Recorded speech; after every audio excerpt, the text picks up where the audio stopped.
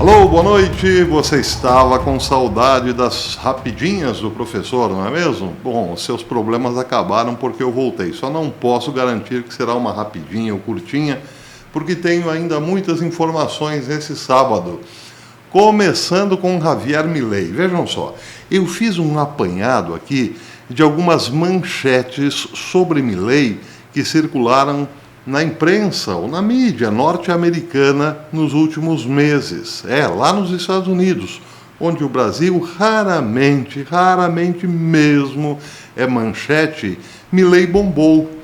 Alguns exemplos. Últimas notícias. Javier Milei ordenou ao ministro das Relações Exteriores, Gerardo Vartain, que retirasse a Argentina da OMS, Organização Mundial de Saúde. Outra manchete. Trump, Milei e Orbán enfrentam a elite globalista. Outra manchete. Discurso visionário do presidente Javier Milei no Fórum Econômico Mundial. Uma nova era para a Argentina. Vejam, tudo isso, manchete na mídia norte-americana. Mais uma.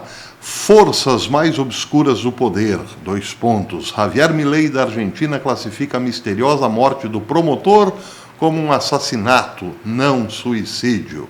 Mais uma, Javier Milei lidera a pesquisa regional como o presidente mais popular da América do Sul. Mais uma, Javier Milei da Argentina encerra déficit pela primeira vez em 123 anos. Mais uma, Milei salva a Argentina de 3 males econômicos. Mais uma, Milei da Argentina acaba com o déficit pela primeira vez em 123 anos. Mais uma, para terminar. Milei da Argentina completa 1 ano no cargo enquanto as reformas econômicas começam a dar resultados. Bem, como disse, manchetes sobre Milei, sobre um país sul-americano que normalmente é considerado a periferia do mundo, não é? Nos Estados Unidos. Isso quer dizer, claro, que muitos argentinos importantes devem estar satisfeitíssimos com Milei, certo? Nem tanto. Alguns argentinos muito famosos não estão satisfeitos com Milei, mas eu já falo disso. Antes, Elon Musk publicou agora há pouco, questão aí de 40 minutos, este post, fez esta publicação na sua conta no X. É uma publicação que foi feita pela Reason. Ele republicou um artigo da Reason Magazine e diz o seguinte, entre outras coisas: essencial para a prosperidade geral, desregulamentação, desregulamentação, desregulamentação. No post republicado, retuitado por Elon Musk, diz o seguinte: a desregulamentação de Milei demonstra que remover o governo das transações voluntárias pode beneficiar ambos os lados, a iniciativa privada e o governo, ou então, se quiserem, o governo e os trabalhadores. Javier Milei acabou com o controle de renda. Agora o mercado imobiliário argentino está voltando à vida. Desregulamentação de Milei é a palavra de ordem na mesa de Elon Musk. Bem, mas e qual argentino não estaria satisfeito nem um pouquinho com Milei? Dou-lhe uma, dou-lhe duas, dou-lhe... você já adivinhou, né? O argentino Bergoglio. Vejam só, uma matéria publicada hoje pelo La Nación. O Papa Francisco, diz a matéria aqui do La Nación, o Papa Francisco recebeu em audiência privada neste sábado Rodolfo Aguiar, secretário-geral da Associação dos Trabalhadores do Estado, a ATE, secretário-geral da Associação dos Trabalhadores do Estado. Então, pelo nome aí dessa associação, vocês já sabem qual é o espectro político da ATE, não é mesmo? Pois é. Bem, Bergoglio recebeu Rodolfo Aguiar e sua vice-secretária Mercedes Cabezas. No encontro, que durou 20 minutos, Aguiar contou ao La Nación como ocorreu. O encontro ocorreu no Salão Nobre da Residência Santa Marta, casa do Papa no Vaticano, em vez da biblioteca do Palácio Apostólico, devido ao estado de saúde de Bergoglio. Aí ele disse, abre aspas, você poderia dizer que ele tinha bronquite por causa de sua fala lenta, mas vimos que ele estava muito lúcido. Ele mesmo se referiu à bronquite e ao fato de que não quis suspender as audiências, mas sim mudar seu local, porque do contrário seria uma falta de educação, nos disse ele. E aí, lá pelas tantas, então, ele ouviu as queixas de Rodolfo Aguiar, como, por exemplo, Milei não quer mais permitir manifestações públicas ou greves dos trabalhadores, entre toda aquela ladainha que nós bem conhecemos. No final do encontro, então, diz o La Nación, Bergoglio pediu para que os argentinos rezem por Milei para que ele se torne uma pessoa melhor. Aí fica a pergunta, né? Se o argentino Bergoglio pede para que outro argentino se torne uma pessoa melhor, é porque ele, claro, não o considera uma boa pessoa. Ele, Bergoglio, que apoia, que é um grande entusiasta de ditaduras comunistas na América Latina. Ele chegou a receber alegremente do cocaleiro Evo Morales um crucifixo estranhíssimo, um Jesus crucificado sobre a foice e o martelo, né?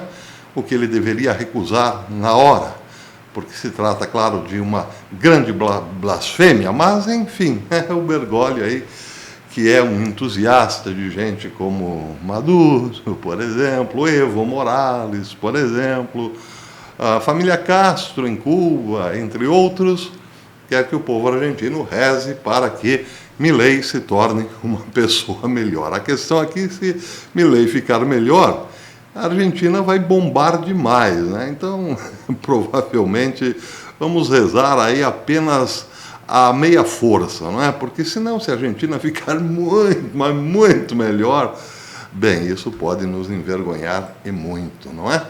Claro que isso é uma brincadeira sem sentido. O fato é esse. Se o Bergoglio pede para rezar por Milei, então é porque ele não o considera ou não considera boas as reformas que Milei está fazendo na Argentina para ressuscitá-la. Muito bem, meus queridos amigos, agora aqui outra informação importante. Essa aqui vindo do InfoWars. Todo mundo sabe que eu já venho falando aí sobre as possibilidades de George Soros, o mega investidor Soros, acabar no Chilindró, não é? Bem, hoje foi o InfoWars que acrescentou informações ao que eu já venho dizendo. Numa matéria de hoje, o InfoWars disse o seguinte: registros governamentais mostram que o Instituto, o Management Instituto East-West, apoiado pela Open Society Foundations, recebeu mais de 260 milhões em doações da USAID, dinheiro do contribuinte americano, mais de 260 milhões para uma ampla variedade de projetos em todo o mundo. O Instituto foi submetido a intenso escrutínio durante o governo Obama e, novamente, durante o primeiro mandato de Trump, quando os senadores escreveram ao secretário de Estado, Rex Tillerson, para alegar que o Instituto estava interferindo na política albanesa, de uma forma que poderia dar ao primeiro-ministro e ao governo de centro-esquerda controle total sobre o judiciário. Então é o seguinte: o trabalhador norte-americano produz riqueza, paga impostos, gera, claro, receita para o governo, e aí o governo, no seu orçamento, destina uma bolada para a USAID, e essa, por sua vez, dá também boladas para ONGs de George Soros, por exemplo, interferir na política externa de outros países, na política interna, perdão, de outros países. É bonito isso? Segue o InfoWars dizendo: várias outras organizações apoiadas por Soros receberam financiamentos da USAID, incluindo o Anti-Corruption Action Center na Ucrânia e a Transparency International.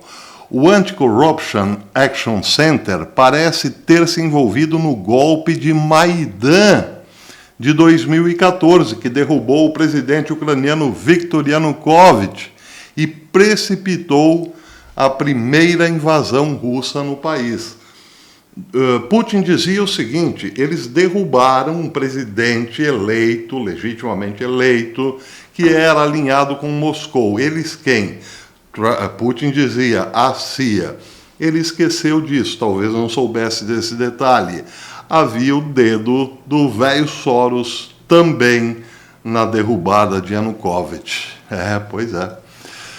Bem, a matéria diz que a Open Society Foundation de George Soros foi responsável pela distribuição de centenas de milhões de dólares para causas de esquerda nos Estados Unidos, incluindo fundos eleitorais de promotores radicais como Alvin Bragg e Fani Willis, aqueles que perseguiram Donald Trump até há poucos dias, né? O que eu falei de manhã em termos gerais sobre os promotores, que processaram, diz aqui a matéria, processaram Donald Trump durante a presidência de Biden. Soros também gastou mais de 40 milhões apenas em financiamento direto de campanha para promotores radicais na última década. Estima-se que 40% de todos os assassinatos nos Estados Unidos ocorreram em distritos representados por promotores de Soros. Isso aqui é um acréscimo ao que eu havia dito de manhã. Ele tem um número aqui de 40% de todos os assassinatos ocorreram em distritos representados por promotores de Soros. Bem, isso eu disse no vídeo da manhã. Trump ouviu de Rudy Giuliani. Havia uma certa estranheza em relação a promotores que eram notoriamente de esquerda por facilitarem a vida dos marginais, não os reprimirem, principalmente nos seus locais de atuação. Daí porque, claro, conclui-se, a criminalidade nos distritos desses promotores, evidentemente, era muito maior, porque os meninos sentiam-se protegidos pela lei. Uau! Segue a matéria dizendo que Soros também contribuiu com 60 milhões de dólares para a campanha de reeleição do presidente Biden. Quando pressionada a comentar pelo Just the New, a Open Society Foundation não quis responder. A Casa Branca está planejando cortar 97% do pessoal da USAID, produzindo um número de cerca de 10 mil para menos de 4.300. E aí, então, surge essa nova briga aí com Elon Musk, que eu vou falar amanhã. Promotores, juízes não querem, estão fazendo de tudo para bloquear a investigação de Elon Musk.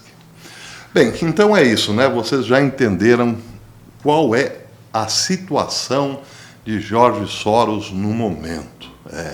Mais cedo ou mais tarde, não é mais uma questão de ser. Será que Soros um dia será preso? Não, não é mais uma questão de ser. É uma questão de quando. Eu vou ficando por aqui.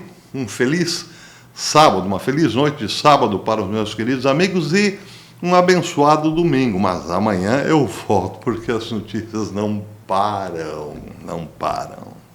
Até depois, se Deus quiser.